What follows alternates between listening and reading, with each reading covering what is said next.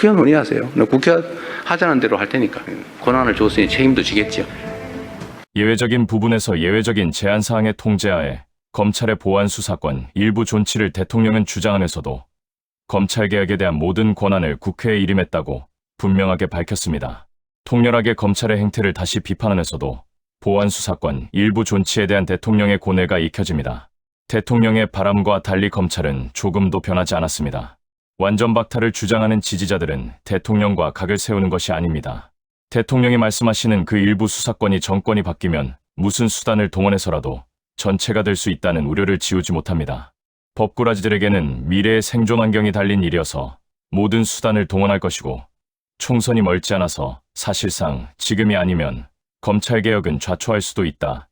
지지자들은 바라보고 있습니다. 지지자들의 바람은 한 가지입니다. 다시는 이재명 대통령과 같은 피해자가 나오지 않도록 하는 것입니다.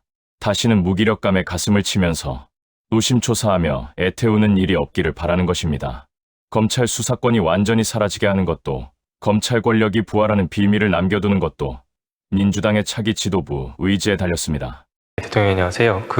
순방 가시기 전 이제 취임 1주년 기자회견에서 이제 검찰의 보안 수사권 관련해서 이제 예외적 경우에 이제 고려할 수 있다고 말씀을 하셨고 이제 결론은 국회에 맡기겠다고 하셨는데 이제 순방 떠나셨던 사이에 이제 민주당 내에서 이제 정청래 대표를 중심으로 해서 어떤 완전 폐지에 대한 의지가 좀 강조되는 것 같습니다. 그래서 이런 좀 변화 상황에 대해서 좀 대통령께서 어떻게 생각하고 계신지 좀 여쭙고 싶습니다.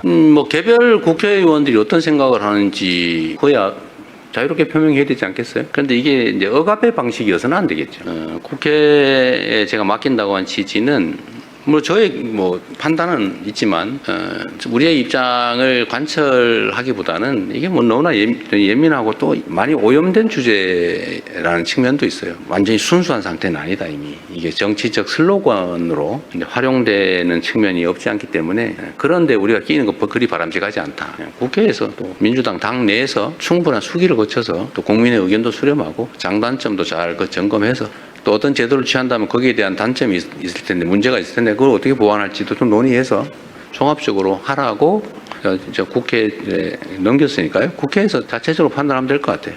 제 생각을 저는 그 점은 명백합니다. 사실 검찰은 마음에 안 들죠. 권한이 요만한 쪼가리만 있어도 그걸 막 이만하게 만들어가지고 악용해서 대한민국의 법질서 완전히 거의 파괴하다시피 했잖아요. 법질서를 유지 보호하는 게 가장 큰 책임이라고 할 수 있는 또 그것 때문에 많은 권한을 주어놨더니 그걸 악용을 해가지고 온갖 사건을 조작하고 왜곡하고 누군가에게 불이익을 주고 누군가에게 이익을 주기 위해서 남용 또는 악용해왔단 말이에요. 결정적이지 않습니까? 안타깝고 슬픈 일이죠. 문제는 이제 국민들의 의사가 중요하다고 생각해요. 그리고 그 제도가 왜 필요하냐. 검찰의 남용 가능성을 통제하는 건 전 1차로 중요하다고 생각해요. 이건 기본적으로 보안수사, 경찰이 수사하게 했으니까 경찰이 다 맞자. 또 공수처가 하기로 했으니까 공수처가 맞자. 보안수사 이름으로 이만큼 권한을 줬더니 또 이걸 이만하게 만들어가지고 막 새로운 사건 만들다시피 하고 또 그럴 가능성이 없지 않잖아요. 근데 그걸 우려하는 사람들이 심정이 이해해요. 그러지 못하게 해야 되겠죠. 그래서 저는 아주 최소한의 엄격한 조건 안에 아주 최소한만 하면 좋겠다. 악용 여지가 있어서 걱정이면 악용되지 않게 만들면 되잖아요. 모든 문제가 그렇잖아요. 문제가 있으면 문제를 막으면 되잖아요.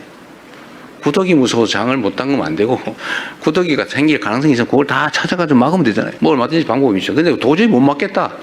그러면 그때 가서 장 담그기를 포기해도 늦지 않죠. 그래서 보안수사는 안 하는 게 맞는데 나중에 악용될 여지가 없는 아주 예외적인 그런 경우에까지 다 봉쇄해 놓으면 나중에 문제가 생길 수 있겠다라는 게 제 생각인데 그것조차도 문제가 있다.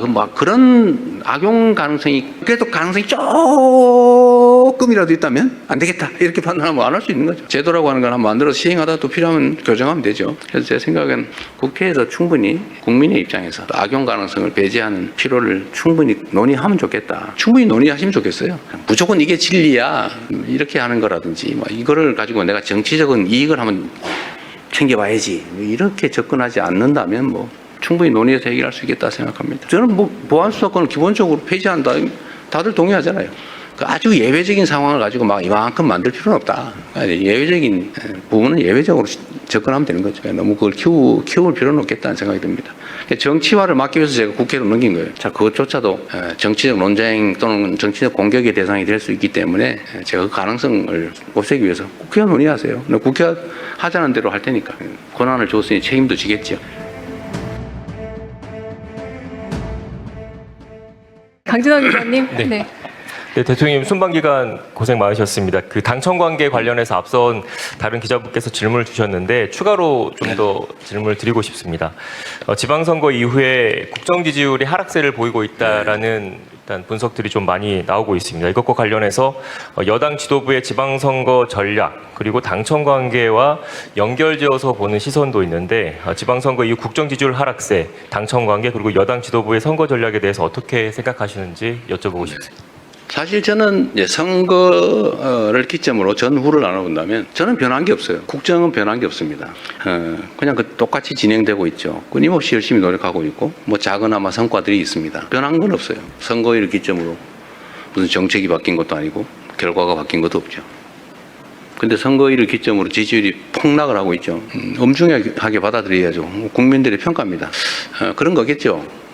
이재명 대통령 마음에 안 든다는 사람이 늘어난 거 아니겠어요? 그런 거겠죠. 당에 대해서도 마음에 안 드는 사람이 늘어났겠죠. 그건 냉정한 현실이죠. 받아들여야 되고 또 결론적으로는 그에 대해서 또 무한 책임을 져야 되겠죠. 더 많이 노력해야 되겠습니다. 그 원인을 제거하기 위해서도 애써야 되겠죠.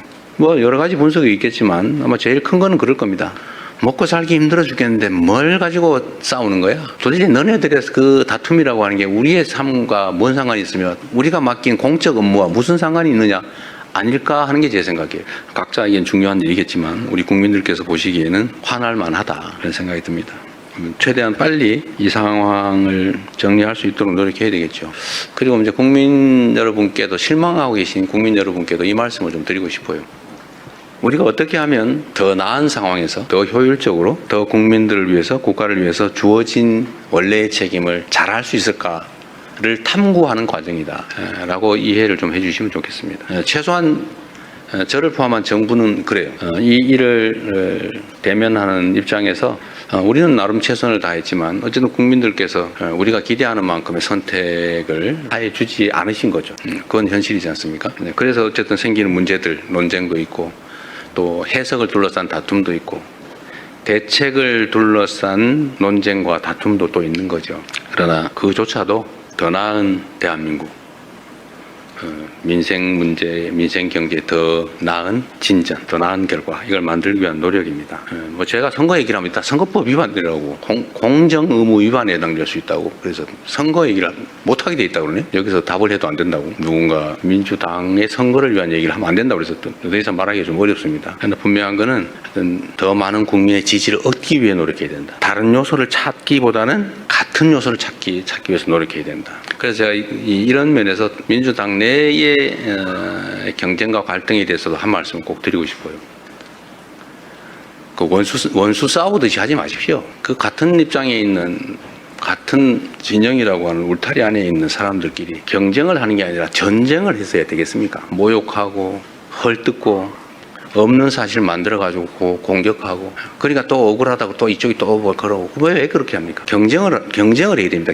합리적 경쟁을 있는 사실의 기초에서 논쟁하고 경쟁해야 됩니다. 없는 거 지어내지 마세요. 허수아비 전법이라고 없는 사실을 지어낸다면 거기다 막 공격하고 그래서 다른 옆에서 보는 사람이 저기 진짜 있나 봐. 이것도 하나의 테크닉이라고 생각하는지 모르지만 그 나쁜 짓이죠. 다시 서로 회복할 수 없어요. 나중에 그건 전쟁이죠. 또 모욕하지 마세요. 뭐 왜 그렇게 서로 모욕하고 폄하하고 꼭 숨어가지고 그런 사람도 있어요. 당당하게 내놓고 합리적인 논쟁을 통해서 옆에서 지켜보는 사람도 누가 이길까 재미있게 결과를 지켜봐야지. 보면 막 확 짜증나게 막 쳐다보기도 싫게 왜 그렇게 싸웁니까? 이것도 정치 문화의 일부죠. 정치 문화도 더 잘하기 경쟁, 합리적 경쟁, 논쟁을 해야죠. 진짜 죽일 듯이 싸우고 진짜 죽이면 어떡해요?